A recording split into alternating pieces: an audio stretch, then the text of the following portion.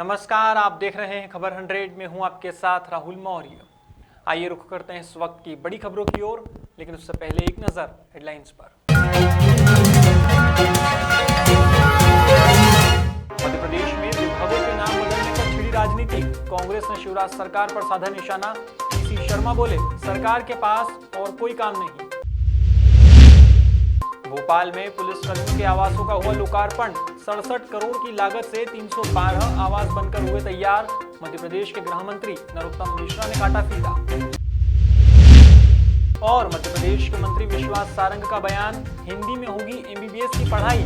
सारंग बोले, पढ़ाई को सरल और आसान बनाने का रहेगा प्रयास।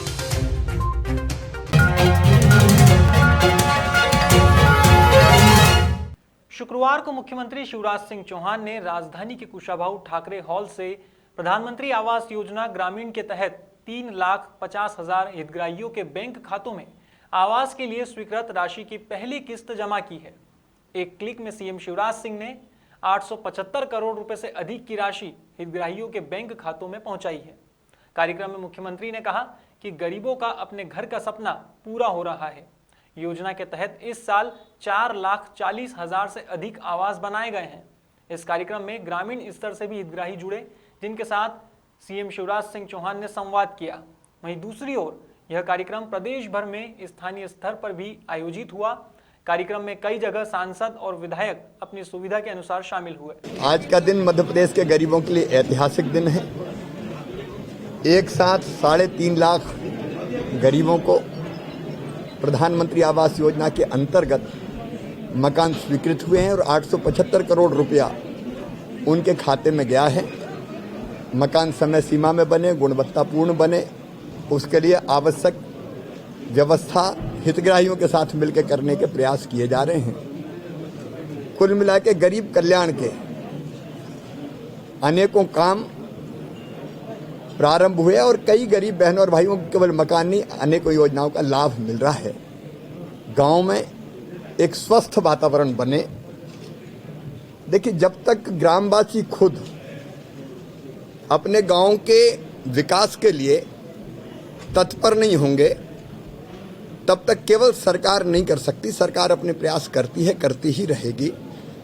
इसलिए एक तो मैंने अपील की है कि हम गांव का एक दिन मनाएं। उसको जन्मदिन भी कह सकते हैं, कोई और नाम भी दे सकते हैं, और वो गांव में ग्राम सभा करके तय कर लें कि साल भर में फलानी तारीख या फलाना दिन हमारे गांव का जन्मदिन होगा या गांव का दिन होगा। जैसे मैंने अपने गांव जैत में तय किया, नर्मदा जयंती के दिन कल गांव के लोगों के साथ मिलके उस दिन हम जितने गांव के लोग हैं, वो किसी भी पद पे हों, कहीं भी रह रहे हों, वो गांव में इकट्ठे हों। अपवाद की बात नहीं करता, लेकिन यथासंभव इकट्ठे हों और मिलके गांव के विकास की, गांव के उत्थान की योजनाएं बनाएं। उसमें नंबर 1 शासकीय योजनाओं का बेहतर लाभ उठाते हुए गांव कैसे आगे बढ़े, और दूसरा अपनी तरफ से भी अगर हम कोई योगदान कर सकते हैं, कोई आंगनवाड़ी में कर सकता है, कोई स्कूल में कर सकता है, कोई और किसी काम में कर सकता है, तो एक भाव जागृत होगा कि मेरा गाँव मेरा तीर्थ जैसी भावना एक आएगी और उसको विकसित करने में उनका योगदान देंगे और गांव में भी एक भाव आएगा। हाल ही में मुख्यमंत्री शिवराज सिंह चौहान की घोषणा के अनुसार राज्य शासन ने कार्य आवंटन नियम में संशोधन कर आनंद विभाग का गठन किया है। इसके साथ ही अध्यात्म विभाग का नाम भी परिवर्तित करते हुए इस विभाग को धार्मिक न्यास और धर्मस्व विभाग कर दिया गया है। अब नाम बदले जाने के बाद कांग्रेस ने जोरदार हमला बोला है। पूर्व मंत्री पीसी शर्मा ने कहा कि सरकार के पास नाम बदलने के अलावा और कोई काम नहीं है। पीसी शर्मा ने कहा कि कभी यह शहर का नाम बदलते हैं तो कभी रेलवे स्टेशन का नाम बदलने का काम करते हैं। अब यह विभागों का नाम बदल रहे हैं। उन्होंने कहा कि आनंद तो मध्य प्रदेश में बहुत है, मगर प्रदेश में रसोई गैस, डीजल, पेट्रोल के दाम 7वें आसमान छू रहे हैं। शर्मा की माने तो प्रदेश के कर्मचारी परेशान हैं और सरकार में आनंद ही आनंद फैला हुआ है। इस वजह से उन्होंने आनंद विभाग बनाया है। कभी स्टेशन का नाम बदलेंगे, किसी जगह का नाम बदलेंगे, अब विभागों का नाम बदल रहे हैं। आनंद विभाग बना दिया, और आनंद तो बहुत है इस समय। डीजल, पेट्रोल, रसोई गैस 7वें आसमान पे, बिजली के बड़े बड़े बिल, 40 लाख लोग बेरोजगार, किसानों की फसल नष्ट, कर्मचारियों को डीए मिल नहीं रहे, उनको प्रमोशन मिल नहीं रहा है। ये सब आनंद ही आनंद फैला है, इसलिए उन्होंने ये आनंद विभाग बना लिया। लेकिन कांग्रेस के ज़माने में कम आनंद था कि 100 रुपये यूनिट बिजली आती थी। कांग्रेस के ज़माने में पेंशन 300 रुपये से 600 रुपये की, बच्चियों की शादी के 51,000 की है। ये मेट्रो ट्रेन का काम शुरू किया तो वहाँ आनंद कम था, पर इनके यहाँ आनंद बहुत है कि बिजली रसोई गैस 1,000 की और 150 का डीजल पेट्रोल। आगे चल के ये भी कहेंगे कि आपके चैनलों के नाम बदलो, ये ठीक नहीं है, आपका नाम बदलो, ये ठीक नहीं है। इसके अलावा इनके पास कोई काम नहीं है, काम करने के लिए कुछ नहीं। कर्ज में डूबी हुई सरकार, जितना बजट नहीं है उससे ज़्यादा कर्जे हैं।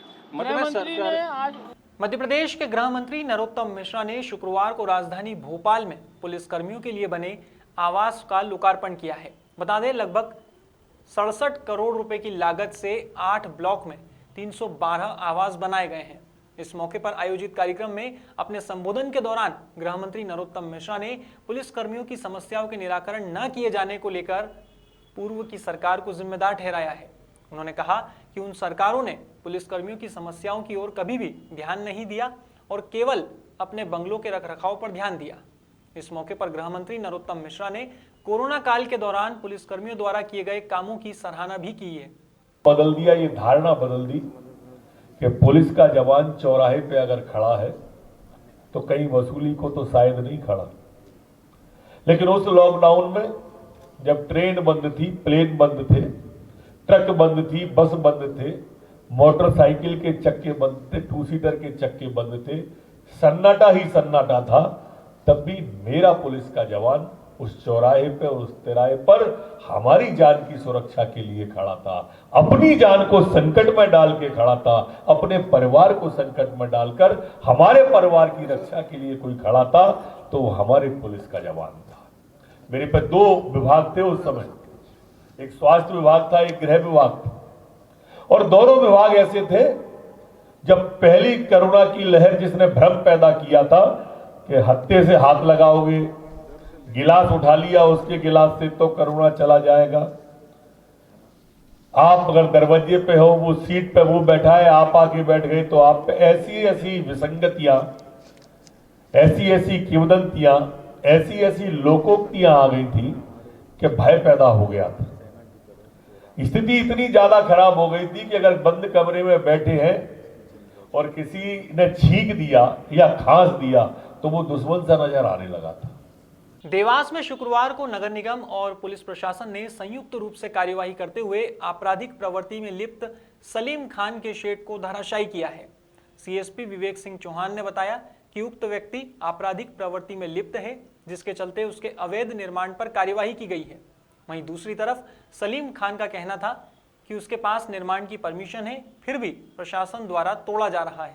बताइए किस तरह की परमिशन और क्या कार्रवाई की जा रही है? कार्रवाई तो ये प्रशासन नहीं बता सकता साहब, मेरे ऊपर क्या हो रही है। चूँकि ये आपका है, ये मेरा ही है, रजिस्टर्ड है, और 85 में मैंने जो है निजुल से परमिशन ली थी। किसके नाम से ही है? मेरे सलीम खान और मेरे माता पिता के नाम से। इसके पहले भी कार्रवाई हो चुकी है यहाँ पर? हाँ, इसके पहले भी हो चुकी है। टोटल जगह कितनी है आपकी? मेरी टोटल जगह है वैसा 29/80। क्या बनाने की परमिशन थी अपने पास? परमिशन नहीं तो शेड बना हुआ है, तो चद्दर डालने की तो कोई परमिशन मिलती नहीं है। चद्दर डालने की परमिशन है कोई नोटिस की? शासन की भी, हाँ, चद्दर की परमिशन है, शेड की परमिशन है हमारे पास। तोड़ने की जिसलिए आज कोई नोटिस कुछ भी नहीं आया हमारे कहना। कोई सोच नहीं। और तो शासन का आदेश है, साफ गिराना तो ठीक है, शासन का आदेश है, तोड़ दो, फिर तोड़ देना, फिर बना लेंगे। शासन का क्या कहना है कि हम क्यों तोड़ रहे हैं? ये कोई बताया नहीं, हमारा कोई कारण नहीं बताया। जी, कोई हमारे जो है हार्ट इस एरिया में जो है आपराधिक तत्व हमारे सलीम उर्फ दाढ़ी और उसके पूरे परिवारजन इनके खिलाफ आपराधिक प्रकरण दर्ज हैं। उनके विरुद्ध नगर निगम के द्वारा कार्रवाई की जा रही है, उसमें पुलिस के द्वारा इमदाद की गई है। इस तरह बता रहे अपराधी कितने अपराध पंजीकृत हैं? ये हमारे थाने के गुंडा सूची और हिस्ट्री सीट में नाम दर्ज है, इनके खिलाफ 30 और अपराध दर्ज है। सर कहने में आ रहा है कि एक लिस्ट बनाई गई है जिससे कई लोगों पर कार्रवाई हो सकती है, क्या कहना? जो देखिए, जो भी आपराधिक तत्व हैं ऐसे लोगों को चिन्हित करके उनके आपराधिक रिकॉर्ड के साथ में नगर निगम को दिया जाता है और नगर निगम जो है उनका परीक्षण करके उनके द्वारा कोई भी अनियमित या इलीगल रूप से निर्माण या कोई ऐसा काम किया गया है जिससे धन उगाही करके उनके द्वारा इलीगल निर्माण किया गया तो उसके विरुद्ध वो अपना परीक्षण करके उसमें कार्रवाई करवाते हैं। आने वाले समय में और भी कार्रवाई देखने को बिल्कुल, ऐसा जो भी आपराधिक तत्व होंगे, गुंडा तत्व होंगे, बदमाश तत्व होंगे, उनके खिलाफ सख्त कार्रवाई जारी रहेगी। देवास में आबकारी विभाग द्वारा अवैध मदिरा के निर्माण, संग्रहण, परिवहन और विक्रय के विरुद्ध विशेष अभियान चलाया जा रहा है। इसी कड़ी में कलेक्टर चंद्रमौली शुक्ला के निर्देश पर प्रभारी सहायक आबकारी आयुक्त आरपी दुबे के मार्गदर्शन में मुखबिर की सूचना पर स्टेशन रोड नूतन स्कूल के पीछे से एक एक्टिवा वाहन को पकड़ा गया है। वहीं आरोपी के पास से देसी मदिरा प्लेन के कुल 50 पाव जब्त किए गए हैं। शनिवार को मध्य प्रदेश के चिकित्सा शिक्षा मंत्री विश्वास सारंग ने मीडिया से चर्चा करते हुए बताया कि अब हिंदी में एमबीबीएस की पढ़ाई होगी। उन्होंने कहा कि मुख्यमंत्री का भी यही मंतव्य है कि एमबीबीएस की पढ़ाई अब हिंदी में करवाई जाए। दरअसल कई सारे स्तर से यह मांग उठ रही थी कि हिंदी में भी पाठ्यक्रम होना चाहिए और दुनिया की स्टडी भी यही कहती है कि किसी भी तरह की पढ़ाई या लर्निंग यदि मातृभाषा में होती है तो उसके परिणाम सुखद होते हैं। इसके लिए सरकार ने निश्चय किया है कि सिलेबस में बिना किसी बदलाव के हिंदी में भी पढ़ाया जाएगा। मंत्री सारंग ने बताया कि इसके लिए एक उच्च स्तरीय कमेटी भी बनाई गई है। अब यह सुनिश्चित किया जाएगा कि जल्द से जल्द एमबीबीएस की हिंदी में पढ़ाई शुरू की जाए। इसी बीच उन्होंने प्रदेश में कोरोना के आंकड़ों को लेकर कहा कि सरकार वैक्सीनेशन के साथ टेस्टिंग पर भी विशेष ध्यान दे रही है। देखिए, हमने निश्चय किया है, माननीय मुख्यमंत्री जी का भी यही मंतव्य है कि हम एमबीबीएस की पढ़ाई अब हिंदी में भी करें। हिंदी हमारी राष्ट्रभाषा है और बहुत सारे स्तर से हमें लगातार इस बात की मांग उठ रही थी कि हिंदी में भी एमबीबीएस का पाठ्यक्रम होना चाहिए। दुनिया की स्टडी भी ये कहती है कि किसी भी तरह की पढ़ाई या लर्निंग या सीख यदि मातृभाषा में होगी तो उसके परिणाम और ज़्यादा सुखद होंगे। ये बहुत सारी साइंटिफिक और वैज्ञानिक स्टडी में सामने आया है। इसलिए हमने भी निश्चय किया है कि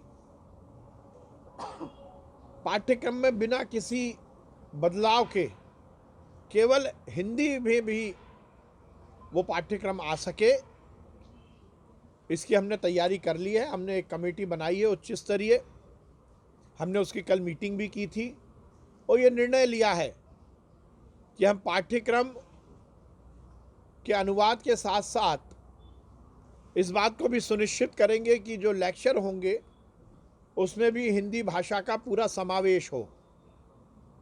इसके लिए पूरी कार्य योजना हमने बना ली है। जल्द से जल्द हम ये सुनिश्चित करेंगे कि हम हिंदी में एमबीबीएस की पढ़ाई शुरू करें। फिलहाल खबरों में बस इतना ही, लेकिन खबरों का सिलसिला जारी रहेगा।